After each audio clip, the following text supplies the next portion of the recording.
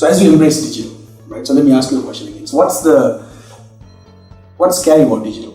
If there's one thing that's scary about digital, what would that be?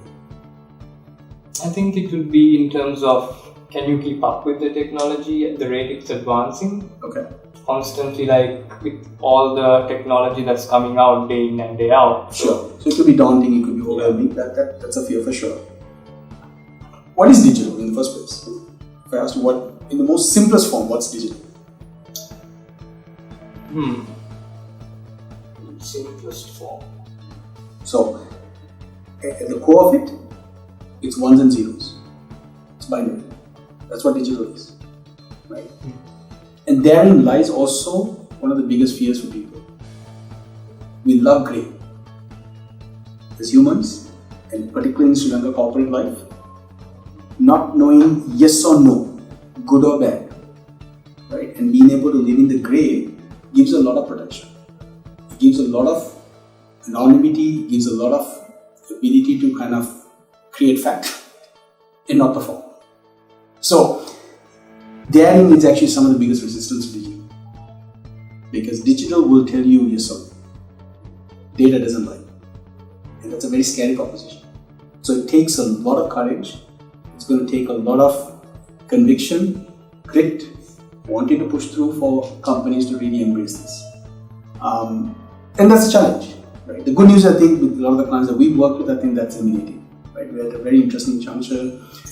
You take, particularly family businesses, right? I mean, the economy is run, 80% of the economy is run on family businesses, right? And that's a great thing because family businesses have the distinction of there being a soul.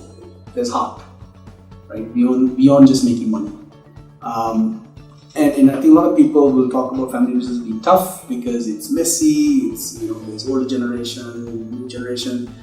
But I think as Sri Lanka, if we can get this right and really enable our family businesses to surpass the rest of the region, that's our ticket out, right? And then I've honestly been quite pleasantly surprised and encouraged with some of the returning second, third generation. And this, if there was ever a silver lining on the 30-year prolonged war that we had, I think is that, right? To some extent is that during that period, most of the family businesses sent their kids out of the country. So they got exposed, they got taught outside, right? I had an amazing chat with a kid, I won't mention the name of the company, but he was in US, and what did they do, right? He gave humility, he gave the fact that you need to work for the money you make, you weren't entitled, right? Because unfortunately in Sri Lanka, if you grow up with money, it's your downfall. You get the Range Rover, you got the house, you got all the stuff coming your way, you don't have hunger.